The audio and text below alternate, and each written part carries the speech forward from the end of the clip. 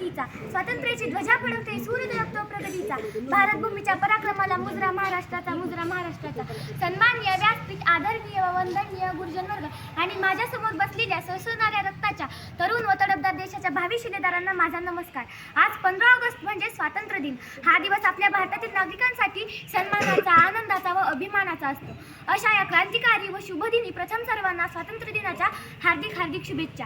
15 August 1947 होय हाच तो दिवस ज्या दिवशी आपल्या भारतातील असंख्य सुपुत्रांनी आपल्या प्राणाच्या, बलिदानाच्या आहुतीनं इंग्रजांच्या गुलामगिरीतून सुटका होऊन प्रथम स्वातंत्र्याची चव चाखायला मिळाली होती. भारतीय जनता थोर पुरुष क्रांतिकारकांच्या अथवा प्रयत्नातून आणि बलिदानातून स्वातंत्र्याचा सुखकारक दिवस भारतीयांच्या जीवनामध्ये उजाडला होता.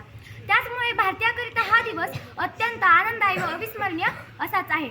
15 ऑगस्ट 1947 पूर्वी भारत सुमारे 150 वर्षे इंग्रजांच्या गुलामगिरीत होता. इंग्रजांनी दिलेल्या असमानतेचा, वागणुकीचा भेदभाव आणि सक्तीचे नियम यांमुळे अनेक शूरवीर भारतीयांच्या मनामध्ये एकतेची भावना निर्माण होऊ लागली व देशाला स्वातंत्र्य मिळालेच पाहिजे असे त्यांना वाटू लागले. या कारणामुळे अनेक शूरवीर भारतीयांच्या मनामध्ये एकतेची भावना निर्माण होऊ लागली व देशाला स्वातंत्र्य मिळालेच पाहिजे असे त्यांना वाटू लागले. या कारणामुळे अनेक स्वातंत्र्य सैनिक व समाजसुधारकांनी विविध ठिकाणी जाऊन स्वातंत्र्य मिळवण्यासाठी लढे देऊ लागले. त्यामध्ये मोलाचे कार्य लोकमान्य टिळक, डॉक्टर बाबासाहेब आंबेडकर, लोकमान्य टिळक अशा कित्येक स्वातंत्र्य सैनिक व समाजसुधारकांनी आपले प्राणपणास लावले होते. लोकमान्य टिळकांनी इंग्रजांविरुद्ध कडक भूमिका घेत स्वदेशी बहिष्कार चळवळीचा पुरस्कार केला व स्वराज्य हा माझा जन्मसिद्ध हक्क आहे आणि मी तो मिळवणारच अशी प्रतिज्ञाही त्यांनी घेतली. त्याचबरोबर महात्मा गांधीजींनी सुद्धा स्वातंत्र्य मिळवण्यासाठी सत्याग्रह करून स्वातंत्र्याच्या नव्या पर्वाची सुरुवात केली. त्यामध्ये त्यांनी असहकार चळवळ, सविनय कायदेभंग असे कित्येक लढे व सत्याग्रह केले. त्याचबरोबर भगतसिंग, राजगुरू, सुखदेव, बटुकेश्वर दत्त अशा कित्येक युवा क्रांतिकारकांनी सशस्त्रीय हल्ले घडवून आणले. त्यानंतर भगतसिंग, राजगुरू, सुखदेव यांनी लाठी हल्ल्याचा आदेश दिलेल्या जेम्स स्कॉट या नावाच्या पोलीस अधिकाऱ्यास मारण्याचा बेत केला. परंतु नजरचुकीने दुसऱ्याच अधिकाऱ्यास मारण्यात आले. अधिकाऱ्याच्या हाताचा कट केल्यामुळे त्यांना लाहोर येथे फाशी देण्यात आली.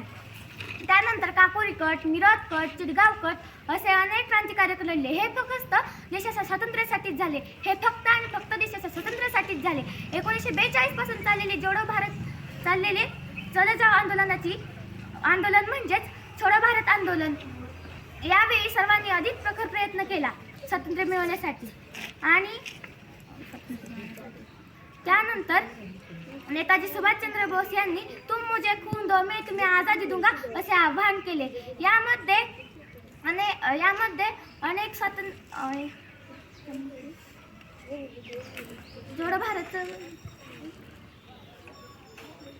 जोडो भारत चळवळीचा पुरस्कार केला. 1942 पासून चाललेले जोडो भारत चळवळीचा गोड शेवट 1947च्या स्वातंत्र्यप्राप्तीने झाला.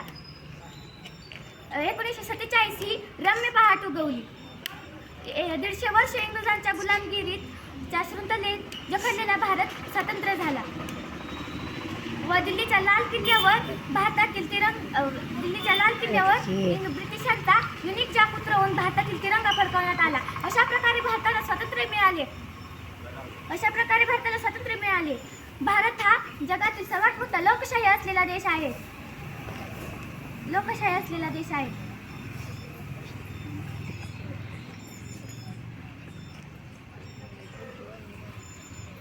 यानंतर स्वातंत्र्य मिळाल्यानंतर अनेक क्षेत्रांमध्ये तंत्रज्ञानात प्रगती केली आहे.